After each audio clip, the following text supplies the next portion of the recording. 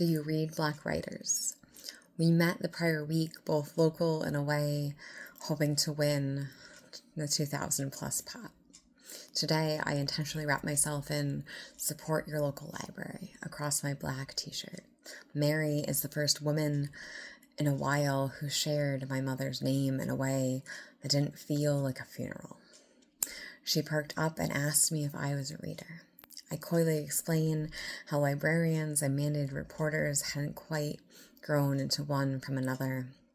What I mean is, I got into trouble for reading in class things that hadn't been assigned, unlikely to make the syllabus.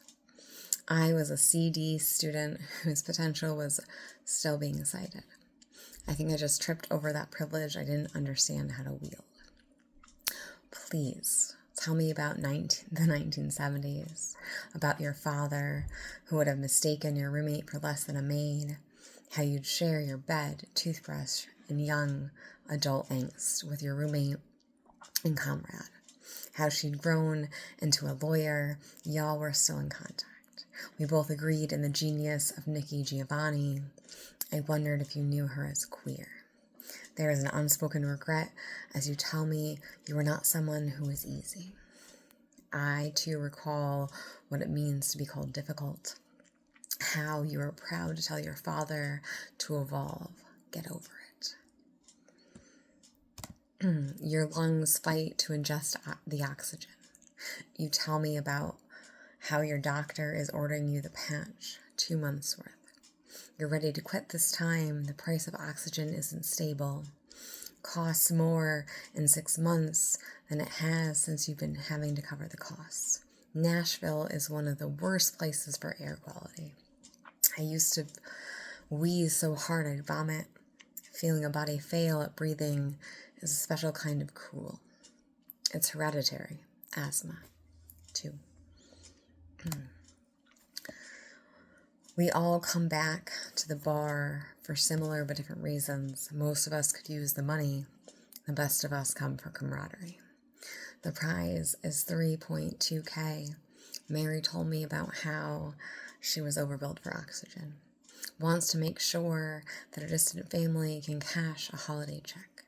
How she cares and could use some money to care in return. I know the bills I'd pay and the indulgences I'd have. There are poker players, those that come for volleyball and happy hour pricing. I met a man who won but didn't play the game. Wish magic, luck, that's old, primal even. Scared money don't make money. Just told you about a woman who has to pay to breathe. Don't play coy with your sacrifice. Thank you for thinning the deck. Another chance to win next week. 3.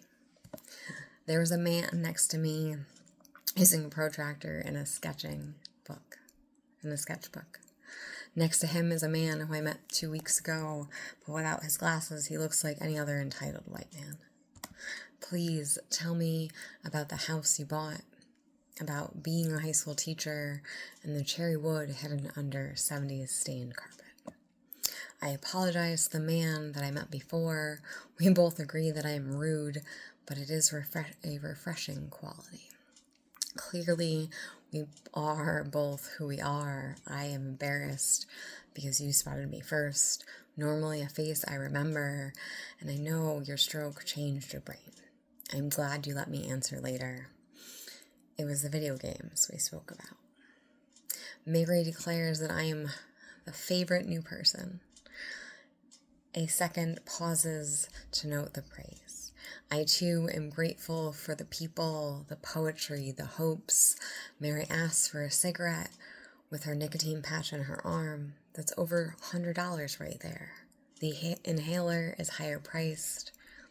I see that she's upped her sacrifice.